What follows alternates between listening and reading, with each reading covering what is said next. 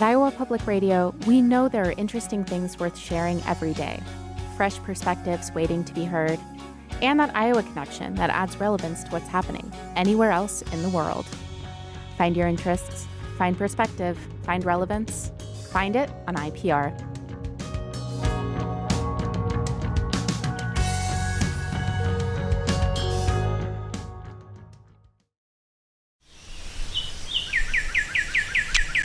This is Garden Variety, a horticulture podcast from Iowa Public Radio and Iowa State University Extension and Outreach. I'm Charity Nebbe. Ornamental grasses can add color, texture, and movement to your landscape. They add different kinds of interest throughout the year, and they are even beautiful during the bleak winter months. Cindy Haynes, professor of horticulture at Iowa State University, and Aaron Stile, ISU Extension horticulture specialist, are here to tell us about their favorite ornamental grasses and how to make the most of them. Hello, Cindy. Good morning. And hello, Aaron. Hello. It's wonderful to talk with you both. And Cindy, I'll start with you. I mean, there are so many varieties of grasses that can be used as ornamental grasses. It can be a little overwhelming. What do you love about putting these in your landscape? I like that they provide that fine texture that you don't often see. So it's a very different texture in the landscape. And it's whether it's the short ones or the tall ones, they add that kind of textural contrast or interest. So that's kind of cool. I like that the warm season grasses bloom fairly late. So that's a nice kind of fall addition. And I also like that some of them, even though they die in the winter, they still stand up in the winter. So they still give me something to look at. And there's not that many perennials that give you anything to look at over the winter. So they're part of that movement in the landscape in winds and even with a little bit of snow on the ground. It's kind of cool. And Aaron, they tend to be pretty low maintenance once you get them established, right? Yeah, they are. They can go. Most of the ornamental grasses that we grow are kind of clump-forming grasses. Those are the ones that we would prefer in our gardens. And so over time, they can just kind of get larger and larger. And you may need to dig and divide it. And that can be, depending on the grass, that can be quite a thing. But even if you never dug and divided it, it would still look nice. It just would have like a dead center. But when it grows up, you wouldn't see it. It's just kind of, some of us type A gardeners would really not love that. But they divide, they propagate easily from division. So you can take that division and give it to a friend or plant it somewhere else in your yard or garden and be pretty confident it's going to make it and thrive in its new location too. When you talk about dividing an ornamental grass, I mean, grasses, of course, other kinds of grasses, the kinds that we have in our lawns, but also prairie grasses, they tend to spread and kind of spread out. But the ideal ornamental grasses, you want to really stay in this clump? Yeah, and a lot of them are pretty strongly clump forming. Some of them that we have may spread a little bit by seed. I'm thinking about switchgrass or northern sea oats. Both of those are North American natives, by the way. So, whether you like it or not, you can kind of decide. But most of them are pretty strongly clump forming. And a lot of them are warm season grasses, which means they're really slow to take off in the spring, which gives us time to get in there, dig out that root ball and divide it into sections if we decide to do division in the spring, which is nice. And Cindy, different ornamental grasses also bloom at different times. And thinking about grasses blooming, I think that's something a lot of us don't think about. But that's part of what makes them so beautiful. So tell me about grasses and their blooms. Right. So there are, just like our turf grasses, there are warm season and cool season ornamental grasses as well. And the cool season grasses like Carl Forester, which we see kind of everywhere in landscapes, bloom a little earlier. And this has a nice kind of tan, a brown seed head or bloom that starts sometime in June, and it looks really good, sometime in June. It's very nice and upright. And then the other kind of flowers or seed heads that you see on warm season grasses happen a little bit later. Sometimes we were just talking about miscanthus and how sometimes it's really late to flower. So that might be September before you actually see any flowers on that one. Or the switchgrass usually happens sometime in August.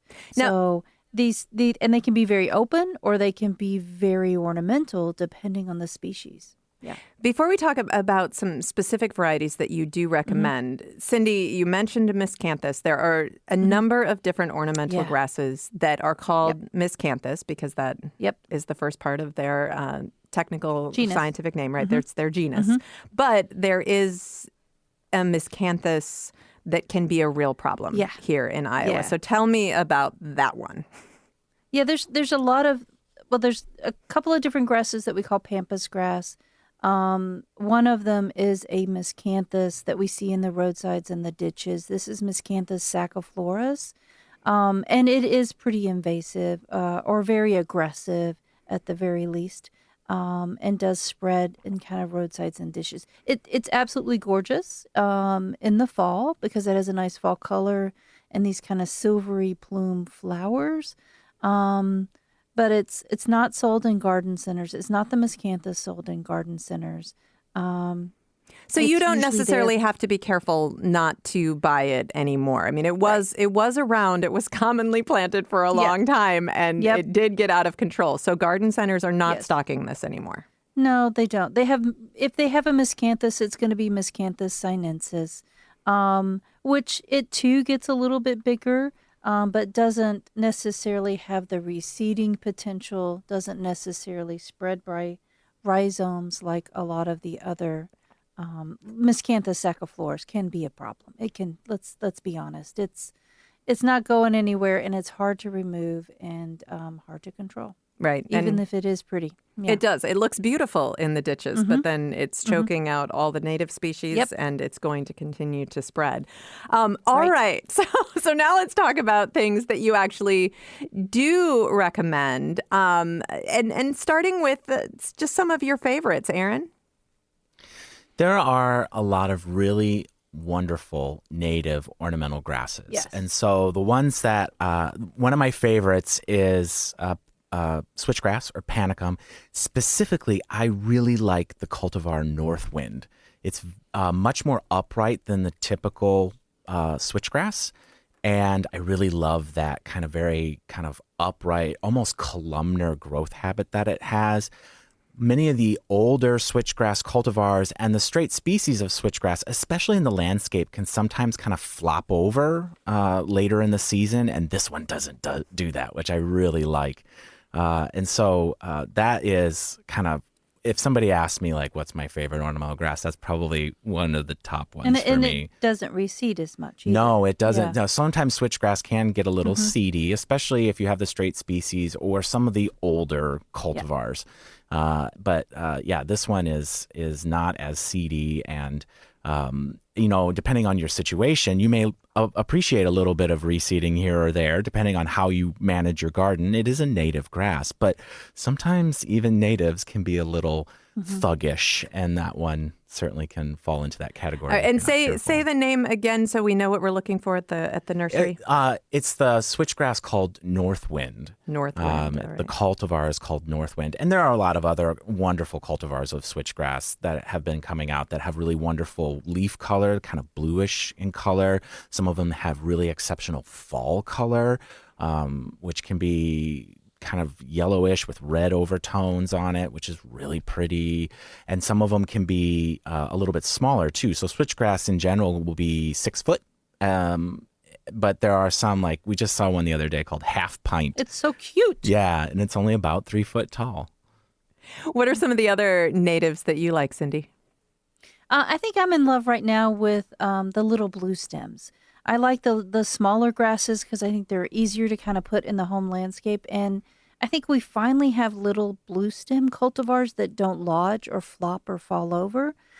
So like Blue Heaven stays fairly upright and is a nice gray color. Smoke Signals has a nice kind of fall color. And then is it Jazz is another one that I have in my landscape that also stays fairly upright. And I just love that kind of blue-gray color, that fine texture. And it's a grass that has usually pretty reliable fall color, turns kind of a reddish burgundy, and stays at about 3 feet.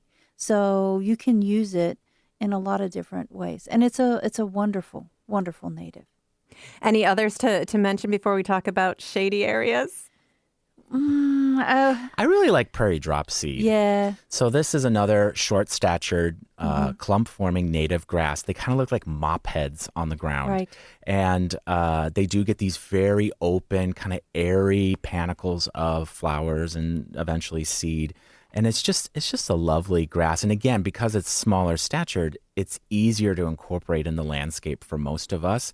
And, it's a wonderful habit. And, sometimes you'll see them in big plantings and it's just like these kind of mop heads laying on, kind of spread out through the garden. It's just really nice. And I have to mention too, Boutelia, because I like saying Boutelia.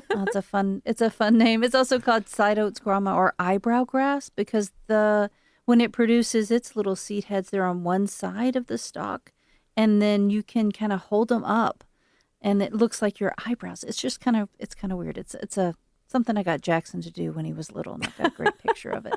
And there's one called Blonde Ambition, which is a really lighter colored eyebrow grass, and it really stands out. And it's another small one. It's another native, really good one to have in the landscape.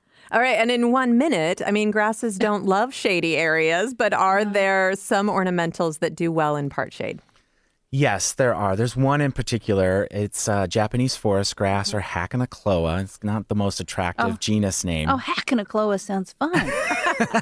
But this is a lovely, it's kind of a cascading habit on it. And there's some wonderful, very golden colors. Yeah, they show up. And so they really stand out. And they really do prefer part shade. That's where they want to be. And so it's a really nice pair with things like hosta, which have very broad, coarse leaves. This has a much more finer textured leaf.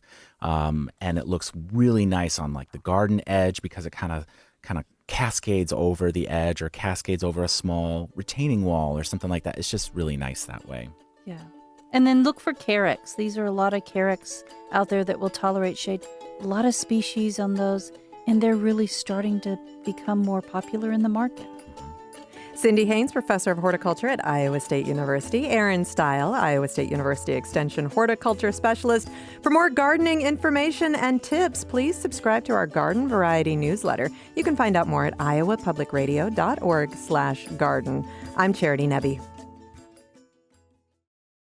At Iowa Public Radio, we connect you to the news, music, information, and ideas that shape your world every day. And the Iowa Public Radio app is your connection everywhere you are. Listen live, read the news, enjoy a podcast or your favorite music. Send us a comment or message. Download the IPR app to stay connected. Search IPR in the Apple or Android App Store. Or download it now at ipr.org/app.